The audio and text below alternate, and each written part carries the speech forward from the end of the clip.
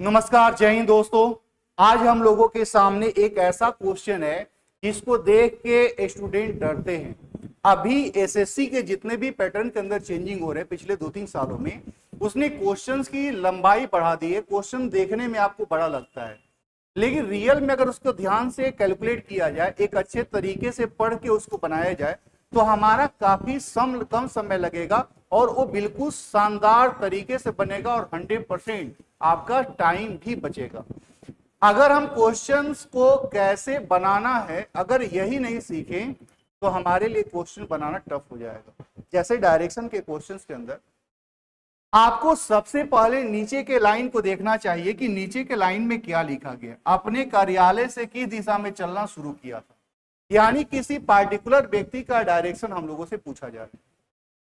तो जब किसी पार्टिकुलर व्यक्ति का डायरेक्शन हम लोगों से पूछा जाए तो हम लोगों को हमेशा सिर्फ और सिर्फ इसी फिगर का इस्तेमाल करना है।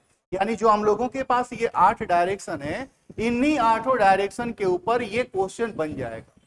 जब हम लोगों से ये पूछे कि वह किस दिशा में चल रहा है या किस दिशा में चलना शुरू किया था, तो ऐसे क्वेश्चंस को बनाने के लिए आपको जो भी डिस्टेंस दिया जाता है उसका कोई मतलब नहीं होता। मैं दिखाता हूं कैसे।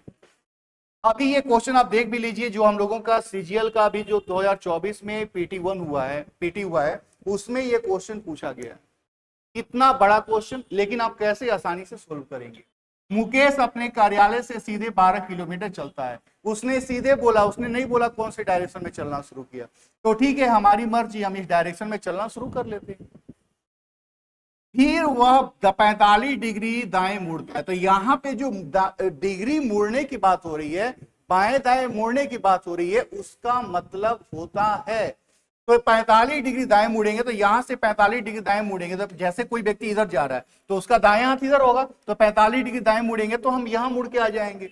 फिर दिया हुआ 8 किलोमीटर चलता है, इसका कोई मतलब नहीं है। वहां से वह फिर बाएं मुड़ता है, इसका मतलब है क्योंकि बाएं के आगे कोई डिग्री नहीं लगाया है तो हमको 90 डिग्री मोड़ना होता है। तो यहां से बाएं मुड़ेंगे, जब कोई व्यक्ति इधर जा रहा है तो उसका बाएं हाथ इधर होगा, दाएं हाथ इधर होगा। तो 90 डिग्री इधर से बाएं मुड़ेंगे तो अब हम इस डायरेक्शन में आ जाएंगे।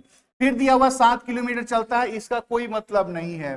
दिया हुआ अंत में बाएं मुड़कर 11 किलोमीटर चलता है। तो बाएं मुड़ने का मतलब है, किलोमीटर का कोई मतलब नहीं है। यहां से फिर बाएं मुड़ेगा, तो कोई व्यक्ति इधर जा रहा है तो इसका दायां हाथ इधर होगा, बाएं हाथ इधर होगा। तो यहां से बाएं मुड़ेगा तो अब वह इस डायरेक्शन की ओर मूव कर जाएगा। तो बोला है कि यदि वह अंत में उत्तर पश्चिम की ओर जा रहा है। अभी तक डायरेक्शन का कोई भी चर्चा नहीं हुआ था, लेकिन अब दिया कि अंत में जो डायरेक्शन में जा रहा है वह कौन सा डायरेक्शन है, तो उत्तर पश्चिम, यानी ये डायरेक्शन नॉर्थ वेस्ट है।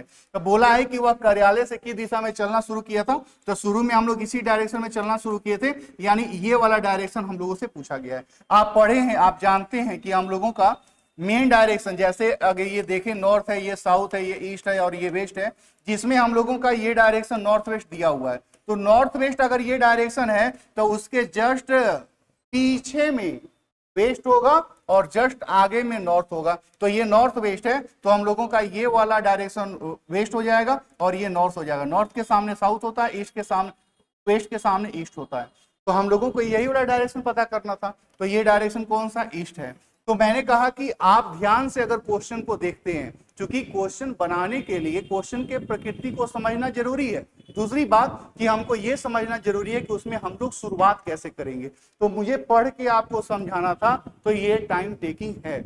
लेकिन अगर आप किस सिर्फ बनाएंगे तो आपका टाइम टेकिंग नहीं है। तो अभी के टाइम में हम लोगों के सामने जितने भी क्वेश्चंस पूछे जा रहे हैं अपने एग्जाम में, वह सिर्फ और सिर्फ कैलकुलेटिव बनाए गए हैं, वो भी देखने में। लेकिन आप रियल में बनाएंगे तो आपके लिए आसान होगा। लेकिन हमने देखा है, महसूस किया है कि बहुत सारे स्टूडेंट ऐसे हैं जिनको क्वेश्चंस बनाने में तकलीफ होती है, दिक्कत होती है, वो भी खास करके डायरेक्शन का। लेकिन अगर आप मेरे कॉन्सेप्ट को केयर करेंगे तो आप 100% डायरेक्शन के क्वेश्चंस को कम समय में और 100% सही सोल्व कर सकते हैं। चलिए, ऐसे ही शॉर्ट टेक्निक और प्रोसेस जानने के लिए हम लोग नेक्स्ट वीडियो में नए क्वेश्चंस के साथ मिलेंगे। जय हिंद दोस्तों।